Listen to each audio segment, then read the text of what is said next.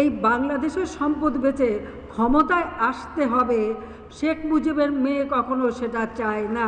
আমার বাবা কারো কাছে মাথা নত করেনি, আমিও করি না। পদ্মা বিশ্বের সবথেকে খরস্রোতা একটা নদী, যে নদী প্রতি বছর সময়ই এটা পরিবর্তন ঘটে।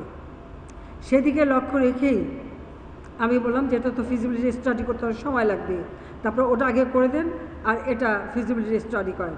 তারা ফিজিবিলিটি স্টাডি করলো, করবার পর আমরা কিন্তু এখানে ভিত্তিপ্রস্তর স্থাপন করলাম।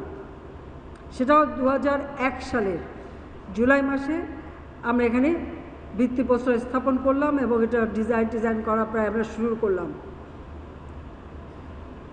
দুর্ভাগ্যের বিষয় 2001-এ আওয়ামী লীগ ক্ষমতা আসতে পারল না, কারণ সেটাও আমার একটা দোষ যে আমি আমাদের গ্যাস বিক্রি করবার মুচলেখা দেইনি।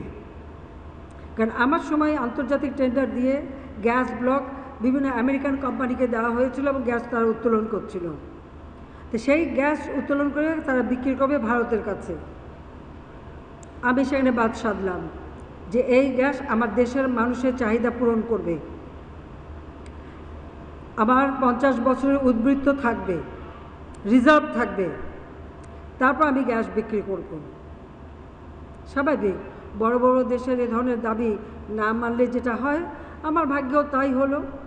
আমি 2001-এ সরকার গঠন করতে পারলাম না।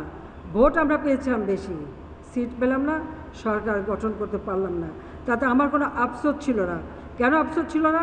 যে এই বাংলাদেশের সম্পদ বেচে ক্ষমতায় আসতে হবে, শেখ মুজিবের মেয়ে কখনো সেটা চায় না। আমার বাবা কারো কাছে মাথা নত করেনি, আমিও করি না। ক্ষমতা না আসি কি আসে যায়, কিন্তু আমার দেশের সম্পদ বেচে না। খালেদা জিয়া রাজি হয়ে গেল, ক্ষমতায়ও আসলো। খালি আমি শুধু এইটুকু বলেছিলাম, আল্লাহ তাআলা জন বুঝে ধন দেয়। বলেছে গ্যাস বিক্রি করবে, গ্যাস পাবেও না, বিক্রি করতে পারবেও না। পারে নাই। কিছু কিছু মানুষ সাবধান মেশে থাকে, এটাই হচ্ছে সবথেকে দুর্ভাগ্যের।